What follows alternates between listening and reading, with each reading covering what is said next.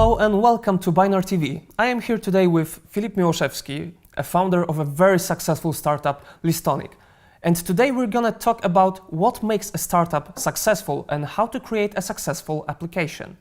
So Filip, let's give some background to our viewers first. What is Listonic and how does it serve people? Okay, so in Listonic we basically are trying to solve a problem of grocery shopping. And I mean like traditional grocery shopping. That's a big one. Yeah, that's where the actual shopping happens. It's like 99% of shopping in Poland and worldwide is being done. I mean, grocery shopping is still being done in the brick and mortar stores. So what we do is we do a mobile grocery shopping list. But our shopping list is the one that's actually smart. And by smart, I mean it's first of all, it's a utility. So it's a great application for you that you can use to manage your shopping lists and manage your like grocery shopping.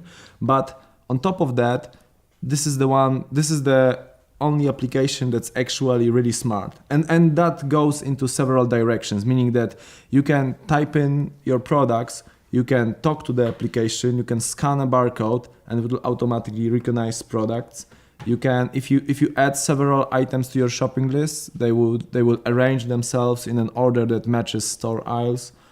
Or if you, I don't know, there are so many like tiny cool features. Like if you have a shopping list, it will tell you cool facts and tips about products you buy most often, so that you will know more about different food hacks, how to preserve, how to buy certain types of foods. In Poland, we have this function where it will tell you also which products are in that are in special offers in store.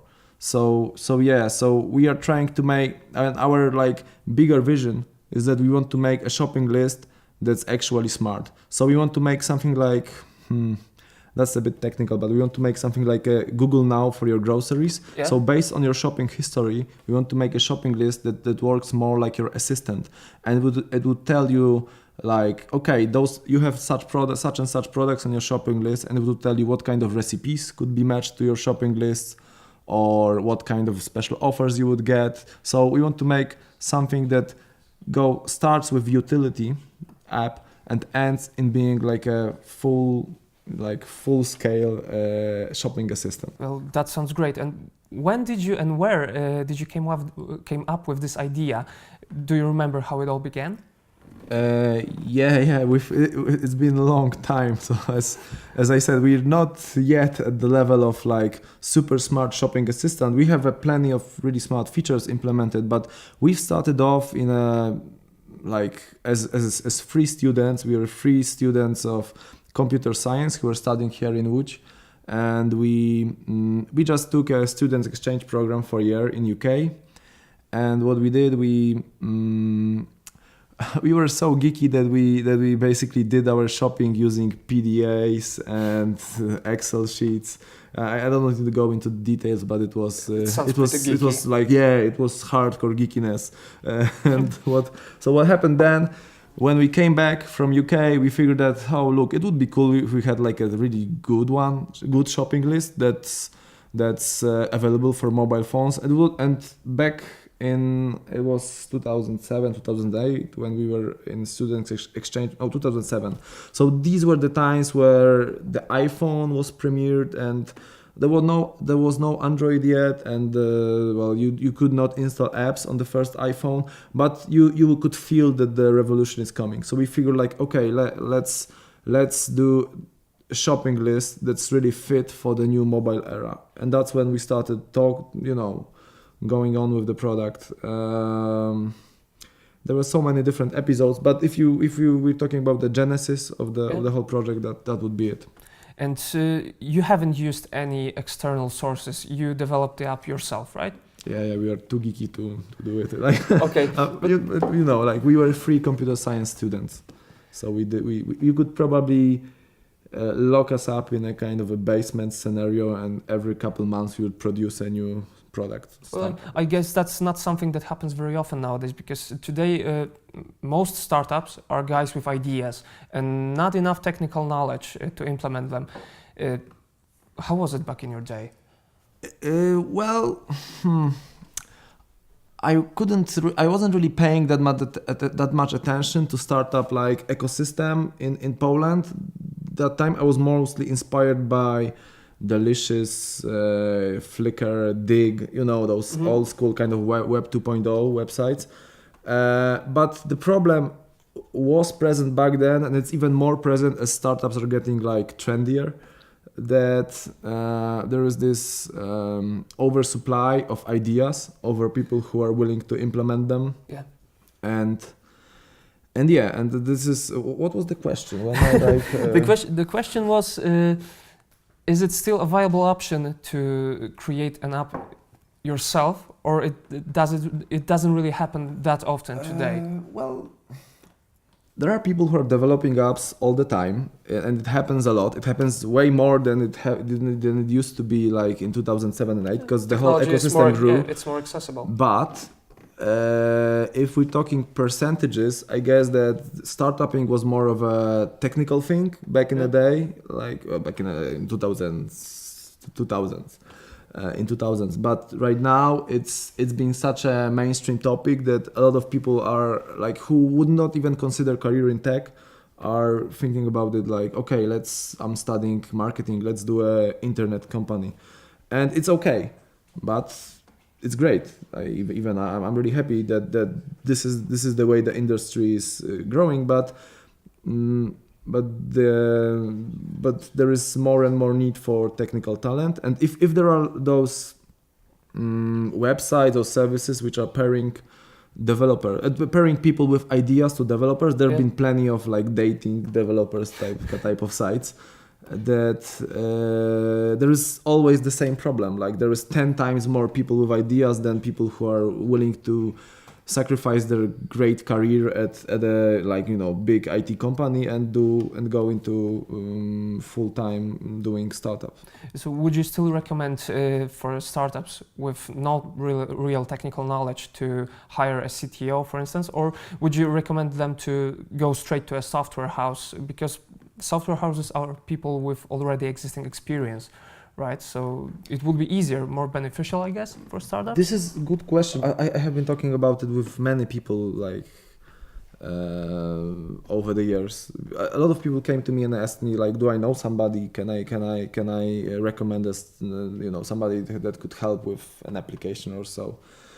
And there is no like yes or no easy answer. It's like, if you know somebody who's willing to be your CTO, then that's great, but it's not really common. Well, if you have money, then it's really your first steps I would rather recommend going for a software house, but not the usual software house. It will have to be a software house that has a lot of experience developing startups, because I don't consider like in the very early days of a startup, the most help a startup can get is not really in development itself, but more in making sure that it's not overblown with features. Like, I mean, more help on the kind of a product side, that it's being done in a kind of a lean way. And if a founder can find a software house where the software house understands the needs and the actual challenges of the early day startups, that's great, and that's great opportunity. There are not that many software houses like that. I think that Binar Apps is one of them, and it sounds like it's a cheesy kind of a how would you call it, like advertising. Yeah, advertising, but they really do. Like. Yeah. So it's important to find a software house. If you don't have money for software house, I wouldn't recommend like hiring your friend who's just trying to learn Java or anything like that. I would rather reckon you should focus on market research, on getting first clients without getting some kind of traction, not in terms of maybe paying clients, but people willing to put money into your project, or getting more research on actual user behavior, or researching the problem, so that you have a better story, so that you can probably have a better mission statement for your company, and that somehow increases your chances of finding a decent CTO. So speaking of developing an app, what actually makes an app successful? What makes people want to use it? It has to solve a problem. Like it either has to solve a problem or it has to be cool. But problem is always better, like, because the coolness has a like expiration date. Yeah, it's a trend thing, right? Trends come and go. Yeah. So well, yeah, the problem. Yeah, let's stick with the problem. It has to solve a real problem. That's the easy answer that doesn't really answer doesn't give the viewers any kind of direct answers, but it has to solve the problem. That's the best one. Yeah. And don't you think that many startups today don't really try to solve already existing problem, but invent a new problem and try to solve a non-existing one? Yeah, and that's the problem. I may be speaking from my experience, and it's not really that such a vast, experience. But I consider that people who are more technical, they tend to come up with those kind of imaginary problems. And why is it so? They are either fascinated by a new technology, like they want to make a new bot just for the sake of having a bot application, or they don't do the market research at all and they are solving their own problem without consulting like enough people, or doing the market research that the size of the market is big enough so that the business sense, so that it makes business sense to go into such or such direction.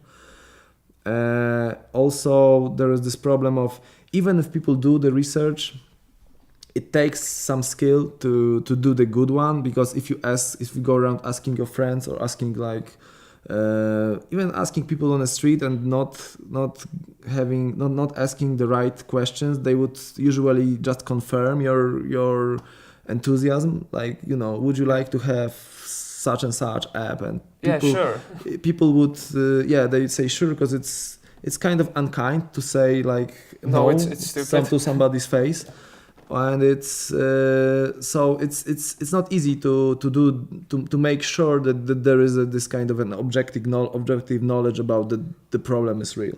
As a Listonic, not only you've created an app that solved already existing problem, but you are continually improving upon it. You are asking questions to your users, you are listening to your users, and how important it is to listen to your users and implement new features accordingly. Mm-hmm. On the general level,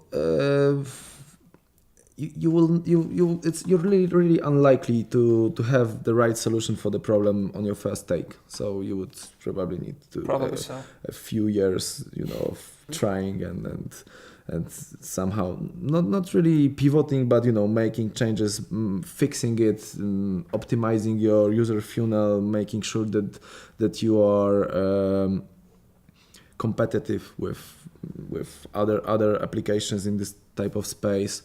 But also in our example, we take a lot of effort into answering every single email, every single Google Play review, or every single kind of a mention online, as it translates into better reviews, better visibility of an application.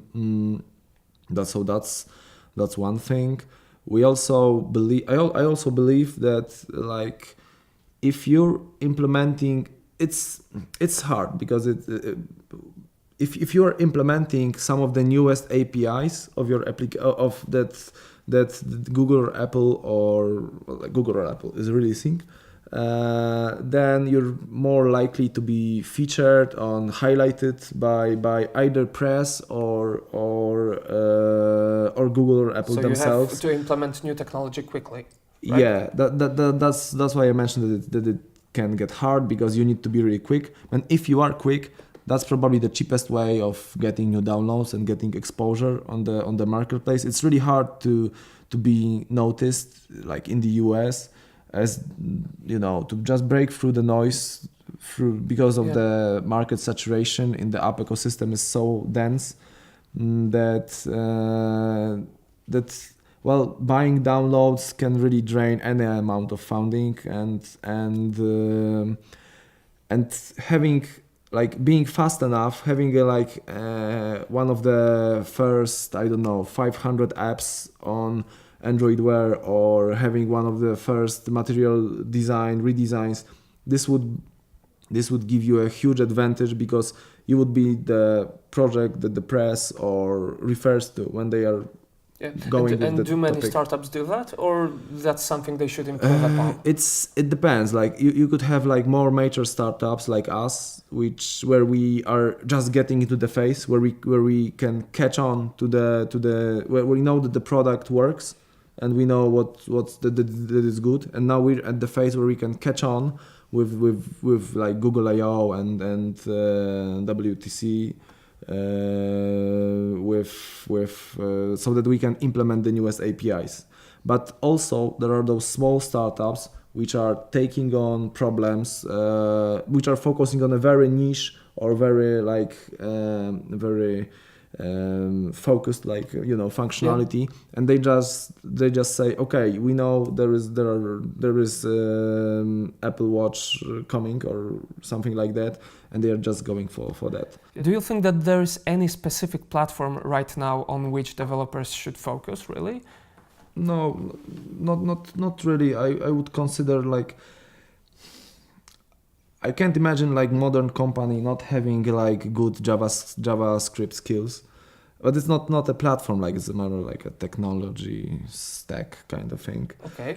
So I would say that you can do magic with JavaScript in kind of even, it used to be a front-end framework, like not language, but there are so many different frameworks that you can supply mobile, you can do, you can go into the backend, not really like the deep backend, but you can, do database operations with JavaScript. So this is a great kind of a technological platform.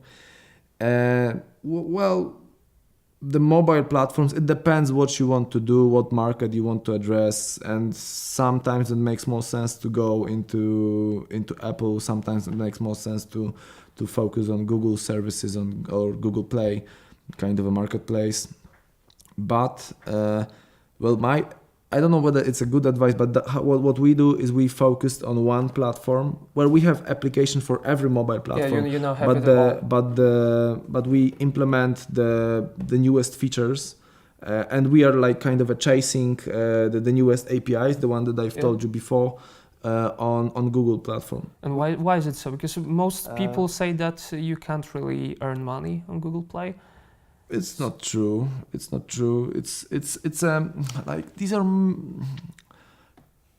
It depends on the market. It depends on the product you're trying to sell. But the difference between Android user and iOS user there is, but they are getting closer to one another. That's one thing, and it depends what kind of really application you're trying to develop. It's true that on Apple the prices for ads are higher, and the average size of the basket on e-commerce websites is higher, but like saying that you can't make money on Google Play is totally not true.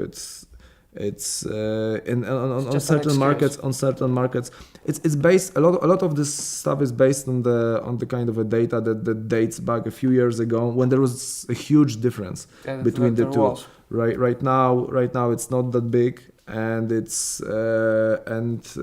you can make decent money on Google Play as well. Applications are no longer that trendy because there was this craze after launching an iPhone, after Android got big, that everyone wanted an app. And now that trend is sort of passing by. What do you think will be the next big thing? What will you as a Listonic will consider a next big thing? I don't agree that applications are passing. I mean, the hype for apps is gone, and the buzz so that it's a sexy topic to have an app is gone. But the app usage, the amount of money developers earn, it's all growing. And recently there have been reports that Americans don't download even one app per month, and this is not true. They download over 2 apps per month. And it's there is a lot of kind of a noise in the whole discussion that the apps are not really no longer needed. the new thing. The gold rush for for applications is done. It's not that easy to have just another photo app and just putting it out there and counting that it could be a success. It could be done in 2009 or 10. Right now, you have to have a decent product to be able to compete on those platforms. You need to offer more than just decency. Yeah, that's so the first part of your question, I cannot agree with that the app kind of the developing app doesn't make sense right now. It makes a lot of sense, but the gold rush is over, and the hype that comes with it takes more to done. create a successful You app. have to focus more on the product nowadays. And the next thing is, what's the new trend? Well, the trend that we are addressing and that I truly believe is the new thing is voice interactions. I mean, because you have got the biggest players all putting serious development efforts into starting from Google with the Google Assistant and the Google Voices, like There is Siri, there's Cortana, there is Amazon. They do advanced voice machine learning, that's behind those voice recognition technologies. They do physical products that are based on the voice interactions. I mean, you would have the Alexa as the most kind of the staple. The best example. Then there is Google Home coming soon. Like 2016, they say. There is also I bet that Apple is going to they have the home kit, and that's at some point they're gonna address this market with a device as well. You would have and like the Samsung is doing the fridge. That's kind of a smart fridge with where you can talk to the fridge as well. So can't wait for that. So I believe, and this is also like in Listonic we are addressing it, and this is one of the kind of smart features where I started the interviews with. You can talk to Listonic and you can dictate the whole list at once. You don't have to say like, okay, apples. Yes, it puts apples into input and then you confirm it. You can say apples and 2 gallons of milk and potatoes, and it knows what's the quantities, units, the products, and it puts it all in the one shopping list. So we believe that having this technology, it also adds up to the general mission and the story of having a shopping list that's smart, that you can talk to, and having this shopping list on your phone, on your watch, on the fridge. This could be like I believe that this is the future of my company. And also I believe that the voice interactions are one of the key trends. It's not hype, that it's real, that it's something that you can even observe as that if somebody because the problem with voice interactions nowadays is that you could somebody that hasn't used it doesn't really know it, doesn't really use it. But once somebody tries it a few times in Google Maps or talks to Siri for some time, then you get used to it, and it becomes so useful that I believe it's the real trend, the real trend in the future. That would be it. I could probably talk about some other ones, but this is the one that we are focusing on. What would you advise for today's startups to pursue to grow as a companies, from a perspective of a founder of a successful startup? What would you recommend? Based on my experience, I believe that the key things are to start selling fast, which is something that we haven't talked about, but this is like a game changer for one of the few things that made Listonic a success right now, that we started selling advertising before we felt comfortable with it. Also, what else? Focus on the product and on the users. This seems so obvious, but it's not so easy in real life to focus on the product. You have to have a good analytics and have to have a kind of analytical kind of an approach in the company's DNA, like measuring things. And this is really, really important, to not really lie to yourselves or be like wishy about different things happening in your app, but just having hard data. So setting up analytics and having this kind of a company culture where you measure everything, that would be super important from my point of view. So yeah, the product, and by product I mean everybody talks about like talking to the user and having the needs, but having a good analytical kind of an approach to the product, that would be super important for startups and selling fast. Meaning having like generating money as fast as possible. Thank you. That would be, thank you. Thanks.